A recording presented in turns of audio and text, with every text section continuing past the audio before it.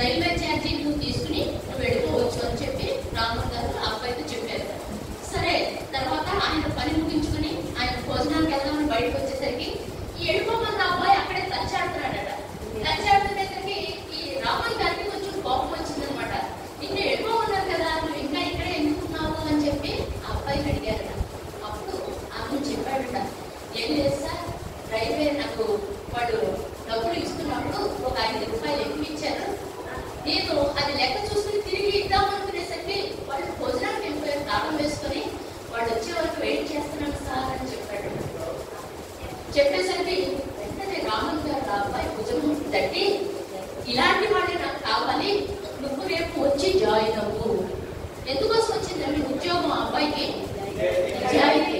ఎందుకంటే ప్రతి కళలో కూడా విలువలు, ఇలాంటి విలువలు చూడండి. మన ఇంటికి కూడా కూరలు అమ్ముకునే వాళ్ళు వీళ్ళు వస్తూ ఉంటారు. మరి అప్పుడు వాళ్ళు చదువుకున్న వాళ్ళు కాకపోవచ్చు, ఏదైనా కొంచెం డబ్బులు మనకి ఎక్కువ ఇస్తే వెంటనే తిరిగి ఇచ్చేయాలి. 5 రూపాయలు అబ్బాయి చేసుకుంటే ఏం పోయేది? అబ్బాయికి ఉద్యోగం పోయేది, 5 మిగిలేది, ఉద్యోగం పోయేది.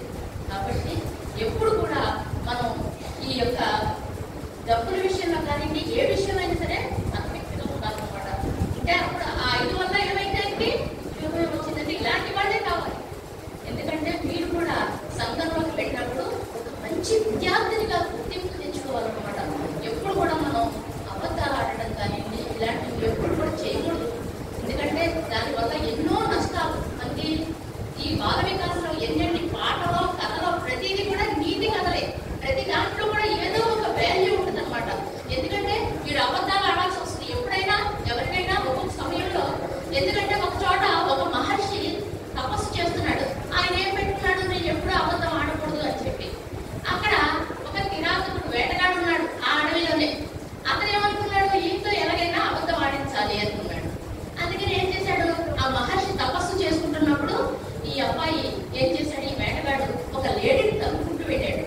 అది ఆశ్రమం లోపలికి వచ్చింది. ఆశ్రమం అనేసరికి చెట్లు కింద ఎండుటాకులు అవి పడి ఉంటాయి కదా, ఆ ఎండుటాకుల చప్పుడికి పాపం ఈ మహర్షి గమ్మును కళ్ళు తెరిచారు. తెరిసేసరికి లేడి పరిగెత్తుకుంటూ వస్తుంది, మన వేటగాడు వస్తున్నాడు. ఆ వేటగాడు అడిగాడు, ఇది మళ్ళీ వెంటనే కళ్ళు మూసుకున్నాడు కానీ వచ్చి అడిగాడు, ఇక్కడికి ఏమైనా లేడి వచ్చిందా అని చెప్పి. నిజం చెప్తే ఏమవుతుంది, చంపేస్తాడు. అబద్ధం చెప్తే దోషం, అంతే కదా. అప్పుడు ఏం చేయాలి, అలాంటప్పుడు ఆ యొక్క మహర్షి చిన్న యుక్తి పన్నాడు. ఏమని, చూసిన కళ్ళు చెప్పలేదు, చెప్పాను అని చూడలేదు అన్నాడు. చూసారా ఎంత చక్కగా కప్పుకున్నాడో, అబద్ధం ఆడకుండా చక్కగా ఆయన కప్పుకున్నాడు అనమాట. ఏం చేశాడు, చూసిన కళ్ళు మాట్లాడగలవా, చెప్పేనోరు చూడలేదు. చూసారా, అంటే అంత దోషం ఉందన్నమాట అబద్ధంలో. కానీ నిజం చెప్తే ప్రాణం చనిపోతుంది, అబద్ధం ఆడితే అసత్య దోషం వస్తుంది. కాబట్టి యుక్తిగా ఆయన తప్పుకున్నాడు. అప్పుడు ఈ వేటగాడు ఏమనుకున్నాడు, ఆ స్వామిగారు ఏదో భాష మాట్లాడుతున్నారు, నాకు అర్థం కావట్లేదు, నాకు ఎందుకు వచ్చింది అని చెప్పి ఆయన వెనక్కి వెళ్ళిపోయాడు అనమాట. కాబట్టి ఈ సత్యం అనేది పాటించడం వల్ల ఎన్నెన్నో లాభాలు అనమాట. ఒకసారి ఒక రాజుగారు ఒక ఊళ్ళో ఒక మహనీయుడు ఉపన్యాసాలు చెప్పడానికి వచ్చాడు. పూర్వం ఈ టీవీలు ఏం లేవు కదా, ఊరు వాళ్ళు సాధువులు ఇలాంటి వాళ్ళు వచ్చి 10 రోజులు అలా ఉండి సప్తాహం అని ఇలా రకరకాలు చేసేవారు. ఆ మహనీయుడు వచ్చి మంచి మంచి విషయాలన్నీ కూడా చెప్తున్నాడు. ఊళ్ళో అందరూ కూడా తండోపతండాలుగా వెళ్తున్నారు. మా చిన్నప్పుడు కూడా కార్తీక మాసం వెళ్ళాలి, కార్తీక పురాణాలు ఇలాంటివి చెప్తుంటే మేము కూడా వెళ్ళేవాళ్ళం. అలాగా ఊళ్ళో వాళ్ళందరూ కూడా వెళ్తుంటే ఒక దొంగ చూశాడు. చూసి సరే మనం కూడా వెళ్దాం, ఏం చెప్తున్నారో ఇవ్వచ్చు కదా, అవకాశం ఉంటే వాళ్ళందరూ ఉపన్యాసం ఉన్నప్పుడు మనం ఏదైనా వాళ్ళ దగ్గర కూడా తస్కరించవచ్చు అనే భావంతో ఈ దొంగ కూడా వెళ్ళాడు. సరే ఆయన చెప్పిన ఉపన్యాసం చాలా బాగుంది. బాగుండేసరికి ఈ దొంగ అనుకున్నాడట. తర్వాత అందరినీ వెళ్ళిపోనిచ్చి గురువు గారు నన్ను మీ శిష్యుడిగా చేసుకోండి అని అడిగాడట. అడిగేసరికి ఇప్పుడు ఆయన అన్నారట, నువ్వేం చేస్తుంటావు అని అడిగారట. అడిగేసరికి దొంగతనం చేస్తానన్నాడట. సరే రాత్రి దొంగతనం చేస్తున్నావు, సరే పగలేం చేస్తావు అని అడిగారట. నాకు కాలక్షేపం లేదు, అందుకే జోదం ఆడతాను అని చెప్పాడట. చిచ్చి, ఇలాంటి వాళ్ళు ఎవరైనా శిష్యుడిగా చేసుకుంటారా? పగలు జోదం అంటున్నావు, రాత్రి దొంగతనం అంటున్నావు, ఈ 2 మానేస్తే నిన్ను శిష్యుడిగా చేసుకుంటానన్నారట. ఏది కుదురుతూ నా కుటుంబాన్ని పోషించుకోవడానికి దొంగతనం చేస్తున్నాను, నేను పగలంతా కాలక్షేపానికి జోదం ఆడుతున్నాను అన్నాడు. అయితే సరే నీలో ఉన్న ఏదైనా ఒక చెడు కూడా వదులుకోబట్టి నేను ఎప్పుడు కూడా అబద్ధం చెప్పను, నిజమే చెప్తాను అన్నాడు. సరే అయితే ఈ సత్యవాకు మీద నువ్వు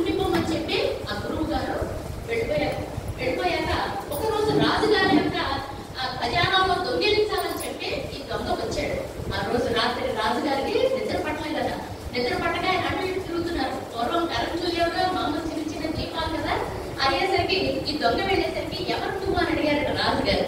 అడిగేసరికి నేను దొంగనన్నాడట. ఆశ్చర్యమైంది రాజుగారికి. ఎందుకంటే దొంగ అని చెప్పాడు కదా, మరి ఇతను అబద్ధం అన్నాడు కదా, అందుకని నేను దొంగని అని చెప్పాడు. చెప్పేసరికి ఇదేదో బాగుంది, చూద్దాం విచిత్రం అని చెప్పి ఆ రాజుగారు ఏమన్నారట, నేను కూడా దొంగ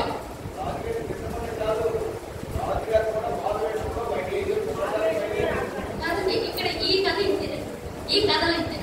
అప్పుడు రాజుగారు అన్నారట, ఏమని, నేను కూడా దొంగనే, ఈ లోపల ఎక్కడ ఉండే కూడా నాకు బాగా తెలుసు, కాబట్టి ఇంకో తాళాలు ఇస్తున్నాను, వెళ్ళి ఖజానాలో ఉన్నాయి తీసుకురాను, మన ఇద్దరం పంచుకుందాం అని చెప్పారు రాజుగారు. చెప్పేసరికి సరే ఈ దొంగ లోపలికి వెళ్ళాడు. ఆ ఖజానా ఓపెన్ చేశాడు. చేసేసరికి అందులో 3 వజ్రాలు ఉన్నాయట. మరి ఇద్దరు 3 పంచుకోవాలంటే కుదరదు కదా. సరే ఫోన్లే పాపం రాజుగారికి ఒకటి ఉంచేద్దాం, ఆ దొంగకు ఒకటి నాకు ఒకటి అని చెప్పి 2 వజ్రాలు తీసుకుని బయటకు వచ్చాడు. బయటకు వచ్చి రాజుగారి చేతిలో ఒక వజ్రం పెట్టాడు. నేను ఒకటి తీసుకుంటున్నాను, నీకు ఒకటి అన్నాడు. దొంగే అనుకుంటున్నాడు, రాజుగారు అనుకోవట్లా. ఎందుకంటే రాజుగారు కూడా మారు వేషంలో ఉండటం వల్ల. అప్పుడు రాజుగారు అడిగారట, మీ ఇల్లు ఎక్కడా ఏంటని. అని చెప్పాలిగా, అందుకని అన్ని వివరాలు చెప్పాడు. చెప్పేసి వెళ్ళిపోయాడు దొంగ.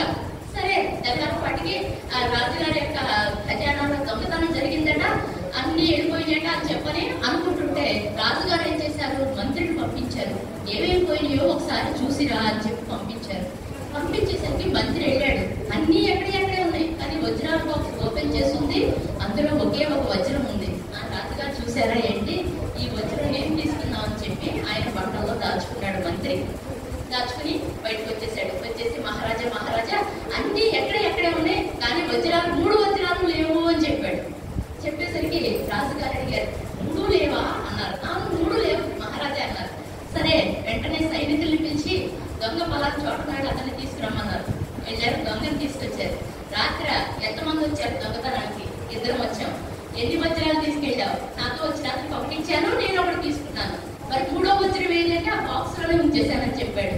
సరే వెంటనే మంత్రి బట్టలు సోదా చేయండి అన్నారు. మంత్రి బట్టల్లోంచి వజ్రం వచ్చింది. ఇప్పుడు ఏం చేయాలి రాజుగారు? సరే ఈ దొంగని మంత్రిని చేయండి, ఆ మంత్రిని తీసుకెళ్లి కారాగారంలో వేయండి అన్నారు. చూసారా, నిజం చెప్పడం వల్ల ఏం లాభం అయింది? మంత్రి పదవి వచ్చింది. అబద్ధం చెప్పడం వల్ల, దొంగతనం చేయడం వల్ల ఏమయ్యాడు? ఎంత స్థాయిలో ఉన్న మంత్రి కారాగారం వస్తుంది. చూసారా, నిజం చెప్పడం వల్ల ఎన్ని లాభాలు ఉన్నాయో. కాబట్టి ఎప్పుడు కూడా ఆటల్లో కూడా అబద్ధం చెప్పకూడదు.